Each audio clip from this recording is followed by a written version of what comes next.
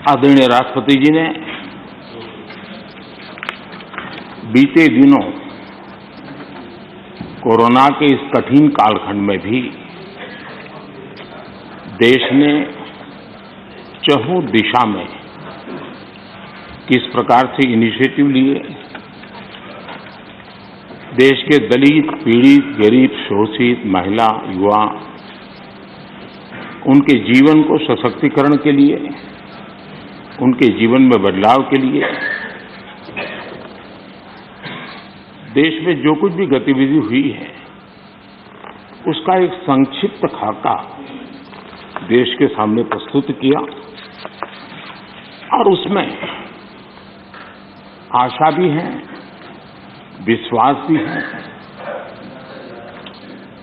संकल्प भी है, समर्पण भी है।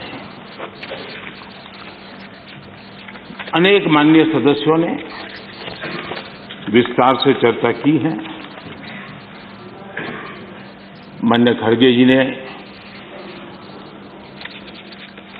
कुछ देश के लिए, कुछ दल के लिए, कुछ खुद के लिए काफी कुछ बातें बताई थी। आनंद शर्मा जी ने भी, उनको जरा समय की तकलीफ रही, लेकिन फिर भी उन्होंने कोशिश की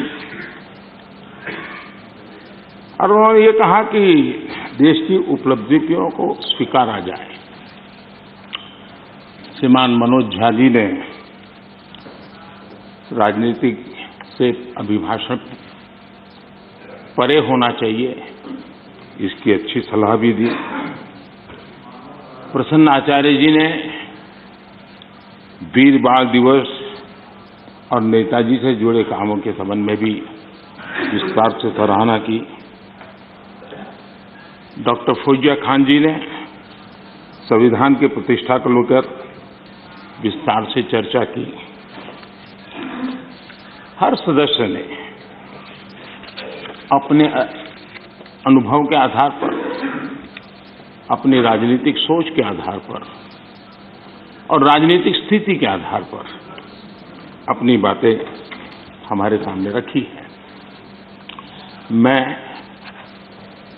सभी माननीय सदस्यों का इसके लिए हृदय से आभार भी व्यक्त करता हूं। आदरणीय सभापति जी, आज देश आजादी का अमृत महोत्सव मना रहा है।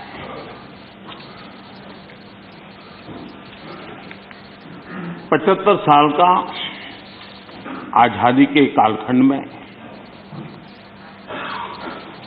देश को दिशा देने का, देश को गति देने का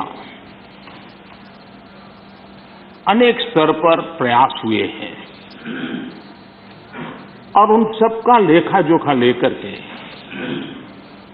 जो अच्छा है उसे आगे बढ़ाना, जो कमियां हैं उसको करेक्ट करना और जहां नए इनिशिएटिव लेने की आवश्यकता है वो नए इनिशिएटिव लेना। और देश जब आजादी के 100 साल मनाएगा तब हमें देश को कहां ले जाना है, कैसे ले जाना है, किन किन योजनाओं के सहारे हम ले जा सकते हैं, इसके लिए ये बहुत ही महत्वपूर्ण समय है।